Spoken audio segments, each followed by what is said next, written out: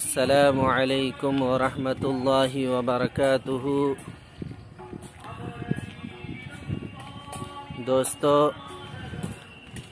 آج ہم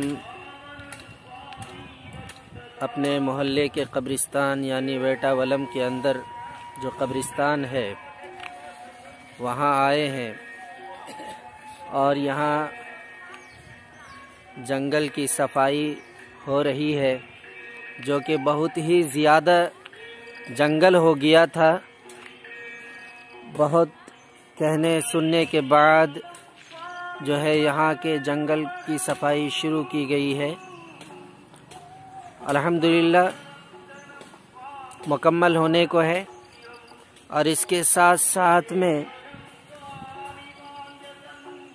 پلانٹ بھی لگائے جا رہے ہیں، جیسے یہ جاون کا ہے، اور ادھر کٹہل ہے، اور ادھر ناریل ہے، آم ہے، بادام کا ہے، اور ادھر مزدور کام کر رہے ہیں۔ ہمارے قبرستان کے ذمہ دار وہاں دور میں اسماعیل بھائی پٹیل صاحب ہیں۔ قبرستان آئے ہیں تو میرے استاذ محترم جناب حضرت مولانا ثناء اللہ صاحب مظاہری مدد ذلہ العالی ثم بعد رحمۃ اللہ علیہ انتقال ہو گئے، 2 سال 3 سال ہو گیا تقریباً۔ وہ فرمایا کرتے تھے،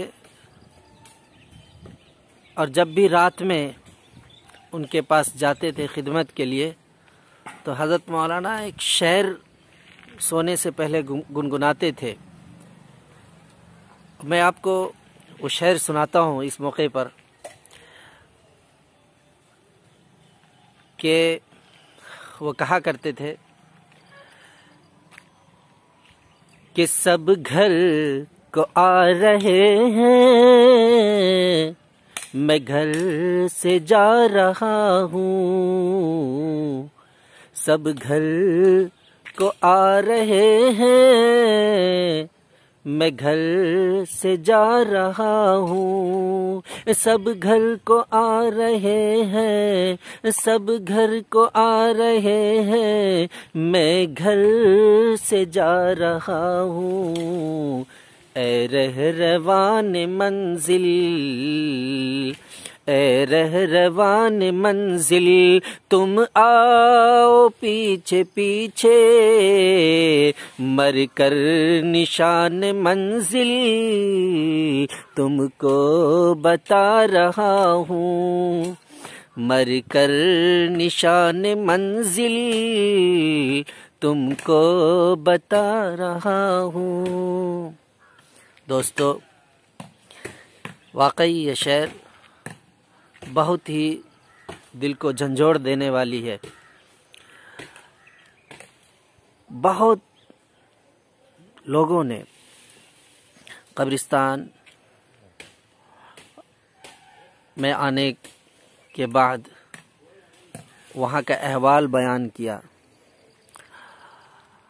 اور تدفین کے عمل کو دیکھنے کا اور اس کا احوال بیان کیا۔ واقعی